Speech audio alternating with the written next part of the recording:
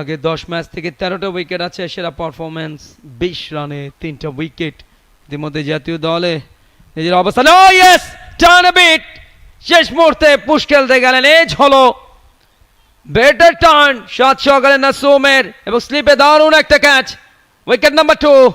এবারে শিকার রহমতুল্লাহ আলী। নাসুমের প্রথম সাফল্য, সব মিলিয়ে নাসুম এবারে ডিপিএল তার 14 নম্বর শিকারটা সংগ্রহ করলেন। দেখুন অফ স্টাম্পে জাস্ট একটু বাইরে টার্ন ছিল এবং সেখানে বিট পেয়েছেন, রক্ষণাত্মক ঢঙে পুশ খেলতে গেলেন, বাট সেখানে টার্নে বিট পেয়েছেন, দ্বিতীয় উইকেট 3 রানে, কিন্তু পুরোপুরি ফেল ছিল গত ম্যাচে এবং যে কারণে শাহিন ফকিরের বিরুদ্ধে another edge and gone, turn and bounce, Nasum Ahmed, তার ছোবলটা ছিল মারাত্মক, ফ্লাইটের ডেলিভারি, এবারে শিকার ইমতিয়াজ হোসেন তান্না, 2 রানে ফিরতে হচ্ছে।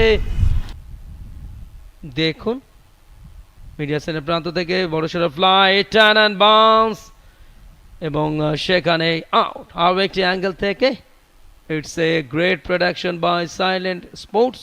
53 রানের partnership.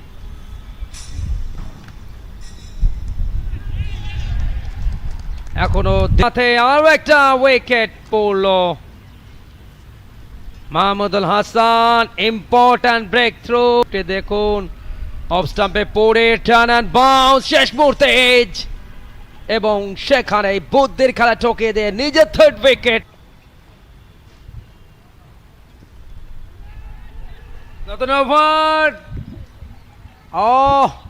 What a catch, Emrul Khan diving effort এবং সেই সাথে আরো একটা উইকেট।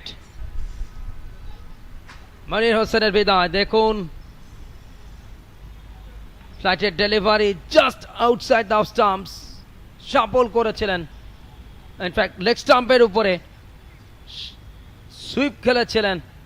দেশে মিরাজ, ইমরুল কাজ এবং তাদের বন্ধু শাকিল আপেল এবং এলবিডব্লিউর কল্যাণে প্রথমবারের মতো 5 উইকেট।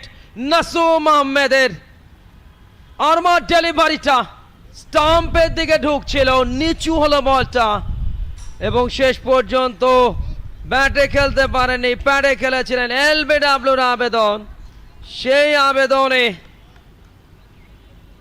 সাড়া দিলেন আম্পায়ার সাজেদুল ইসলাম। দেখুন ওভার দ্য উইকেট এবং সাফল করেছিলেন পিচিং, টার্ন নিয়েছিল পিচিং এর লাইন, বলটা স্টাম্পের দিকে যাচ্ছিল, অর্থাৎ হিটিং স্টাম্প।